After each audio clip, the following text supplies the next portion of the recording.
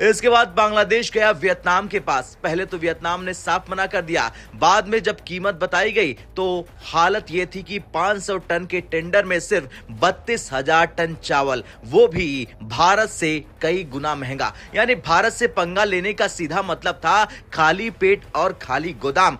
Electricity की supply totally रोक दी जाती है। फिर कह लें कि अडानी ने जितना उनको लोन दिया था उसकी वापसी की बातें हो रही हैं। फिर अगर देखा जाए स्पेयर पार्ट्स की कह लें कि जो वहाँ पर इंपोर्ट होती थी उसको बैन कर दिया गया है। फिर स्पेशली अगर देखा जाए तो राइस की एक्सपोर्ट्स को भी बैन कर दिया गया है बांग्लादेश के अंदर। सिर्फ बांग्लादेश का फ्यूचर इस वक्त बांग्लादेश आपसे कह रहा है कि साथ खड़े हो, बल्कि वो तो हाथ जोड़ के शायद यही कह रहे होंगे कि जी हमारा पीछा छोड़ो, अपने काम से काम रखो। लेकिन आप ऐसा कुछ नहीं कर रहे। आप हर जगह पे खामाखाई में जो है वो जिसे कहते हैं ना मामा चाचा बने फिरते हैं, और उसके बाद वही मुसीबत जो अफगानिस्तान के साथ खड़े रहकर आपको मिली, हो सकता है कि कल को बांग्लादेश के साथ भी मिले। वैसे भी अगर इतना जो है ना अपने कारिंदे भेजे हुए बांग्लादेश के लोगों को साथ मिलाया हुआ है, उनको पैसे दे रहे, बजट दे रहे, इनके जरिए से उनको कंट्रोल कर रहे हैं। क्योंकि हर मुल्क में कुछ लालची लोग होते हैं जो दुश्मन के इशारों के ऊपर चलते हैं, अपने मुल्क की वफाद को छोड़ के अपने ज़ाती मफाद को तरजीह देते हैं। ये दो राय मेरे, इसमें दो सजेशन है। तो इसमें अब हो भी सकती है, नहीं भी हो सकती है, लेकिन दोनों का सबसे बड़ा सप्लायर है। अब वही बांग्लादेश जो कह रहा था भारत का चावल नहीं लेंगे, आज कहने लगा भारत से रिश्ते सुधारना चाहते हैं।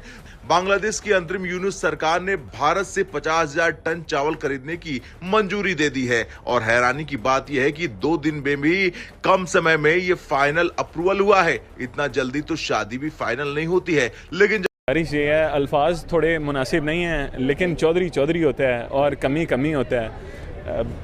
स्टार्ट से सिंस इंसेप्शन इन 1947 पाकिस्तान की फॉरेन पॉलिसी आप देख लें या पाकिस्तान का टिल्ट देख लें तो हम तो पिट्ठू बन के रहे हैं ना, जिस तरह उज़ैर यूनुस ने।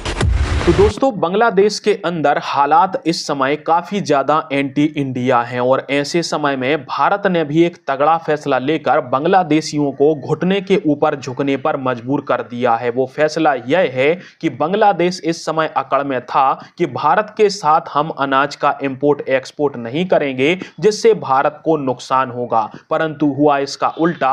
भारत ने बांग्लादेश को लेकर एक तगड़ा फैसला यह ले लिया है कि यदि कोई देश भारत से चावल लेता है तो उसको कोई री एक्सपोर्ट नहीं कर सकता है। अभी तक बांग्लादेश क्या करता था कि भारत से चावल ना लेकर ये यूएई से चावल लेते थे। अब यूएई में तो रेत है, वहां पर चावल तो होता नहीं था, तो यूएई के अंदर जो भारत का चावल जाता था ये उसी को खरीद लेते थे। पर भारत ने इस पर लगवा दिया है प्रतिबंध, जिससे यूनुस को घुटनों के ऊपर आकर भारत से ही चावल खरीदना पड़ेगा। और इस समय ये भारत के सामने नाक भी रगड़ रहे हैं कि हमें चावल एक्सपोर्ट।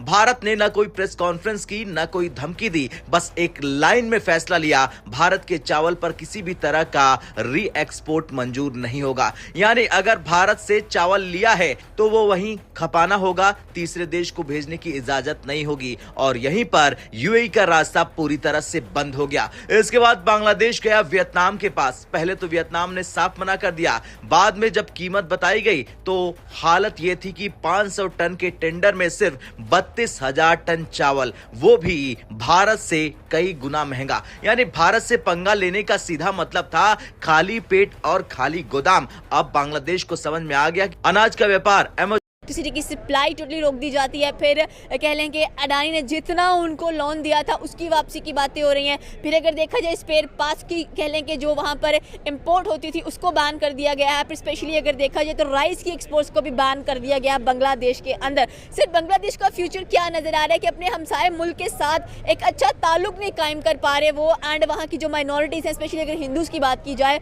तो उनको बिल्कुल भी तहफ़्फ़ुज़ फराहम नहीं कर पा रहे हैं। तो इस लिहाज से बांग्लादेश बिल्कुल बैकवर्ड जा रहा है, जबकि इंडिया उसको अच्छा सपोर्ट करता हुआ दिखाई दे रहा था। अच्छा, गुजारिश ये है, नाराज़ ना होइएगा, मेरा थोड़ा सा इस पे पॉइंट ऑफ व्यू डिफरेंट है।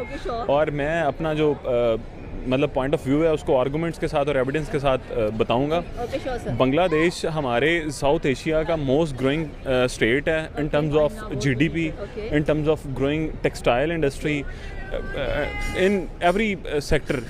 बाकी जो बात है ना इंडिया की और उसकी जो मतलब डिप्लोमेटिक रिलेशंस में ये ऊंच नीच देखने को मिला है, वो बेसिकली तो एक वो हिंदू माइनॉरिटीज़ जो वहाँ पे हैं उनको तंग किया गया है, ठीक है, तो वो जाहिर सी बात है जब आप किसी माइनॉरिटी को तंग करेंगे तो उसकी जो नेशन या पेरेंटहुड स्टेट है तो वो इस वक्त बांग्लादेश आपसे कह रहा है कि साथ खड़े हो, बल्कि वो तो हाथ जोड़ के शायद यही कह रहे होंगे कि जी हमारा पीछा छोड़ो, अपने काम से काम रखो। लेकिन आप ऐसा कुछ नहीं कर रहे। आप हर जगह पे खामाखाई में जो है वो जिसे कहते हैं ना मामा चाचा बने फिरते हैं, और उसके बाद वही मुसीबत जो अफगानिस्तान के साथ खड़े रहकर आपको मिली, हो सकता है कि कल को बांग्लादेश के साथ भी मिले। वैसे भी अगर इतना ही आपको प्यार और लाड था तो इतने सालों बांग्लादेश जो है वो आपके साथ बात क्यों नहीं कर रहा था? ना तो कोई ट्रेड चल रही थी, ना कोई डायरेक्ट फ्लाइट थी, ना ही किसी किस्म की बातचीत थी।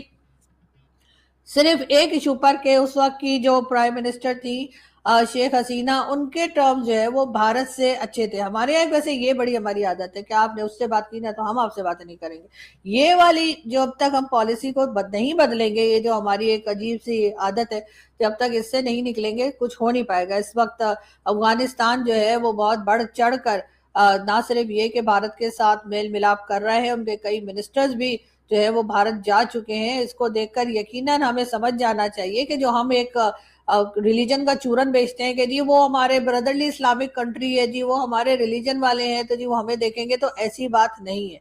लोग अपने आप को उस जगह रखते हैं जहां पर उन्हें कोई बेनिफिट हो, जहां पर उन्हें नुकसान ना हो रहा हो। और अगर भारत के साथ रहकर अफगानिस्तान जो है ना अपने कारिंदे भेजे हुए बांग्लादेश के लोगों को साथ मिलाया हुआ है, उनको पैसे दे रहे, बजट दे रहे, इनके जरिए से उनको कंट्रोल कर रहे हैं। क्योंकि हर मुल्क में कुछ लालची लोग होते हैं जो दुश्मन के इशारों के ऊपर चलते हैं, अपने मुल्क की मफाद को छोड़ के अपने ज़ाती मफाद को तरजीह देते हैं। ये दो राय मेरी है, इसमें दो सजेशन है। तो इसमें अब हो भी सकती है, नहीं भी हो सकती है, लेकिन जो मुझे लग रहा है क्योंकि जो किसी भी मुल्क का सिचुएशन होता है वो उनके लीडर के ऊपर डिपेंड करते हैं। सही है। अब जैसे पाकिस्तान में जुल्फ़िकार अली भुट्टो और शेख मुजीब रहमान थे, उन दो लोगों के अपने ज़ाती मफाद की वजह से पूरा मुल्क हमसे अलग हुआ था, ठीक है, एक न्यू कंट्री बना था। ठीक है। और इसी तरह फिर जब बांग्लादेश में मिसाल अभी गवर्नमेंट चेंज हुई है, हसीना वाजिद को इन्होंने भगा दिया मुल्क से, अब लीडरशिप चेंज हो गई है ना। सही है। तो लीडरशिप चेंज होने की वजह से अब ये सिस्टम चल रहा है कि इंडिया जो है ना वो इंडिया के अगेंस्ट हो चुका है। ये जो लीडरशिप आई है तो इंडिया भी अब ज़रूर साजिशें करेगा ताकि इनकी गवर्नमेंट जो है ना वो उनको कमज़ोर करे, सही है। उनकी गवर्नमेंट के ऊपर अपना जो है ना वो करे, अपना दबाव यानी अपना असर डाले ताकि वो इंडिया के साथ अच्छे रिलेशन बनाए। आपको नहीं लगता कि जिस तरह की राइट नाउ हम लोग जो है ना कियोस देख रहे हैं, जो हम लोग तबाहियां देख रहे हैं, जो लोगों के अंदर हम लोग गुस्सा देख रहे हैं, इंडिया को नहीं पता था कि अवाम जो है वो बहुत ज़्यादा जो है सेंटिमेंटल है, और इस तरह की आग के अंदर हाथ डालना तो वो आपको ही नुकसान देगा। 2024 के अंदर यही अवाम का गुस्सा ये लोग देख चुके हैं, उसके बाद इंडिया क्यों इन्वॉल्व होगा? इंडिया इसीलिए इन्वॉल्व होगा क्योंकि किसी भी मुल्क के अगर आप इकोनॉमिकली आप उसको वीक करेंगे ना, ठीक है, तो वो मुल्क वीक हो जाएगा। अब अगर कोई मुल्क इकोनॉमिकली, अब अमेरिका क्यों तरक्की कर रही है, पहले हमें इस बात को सोचना होगा।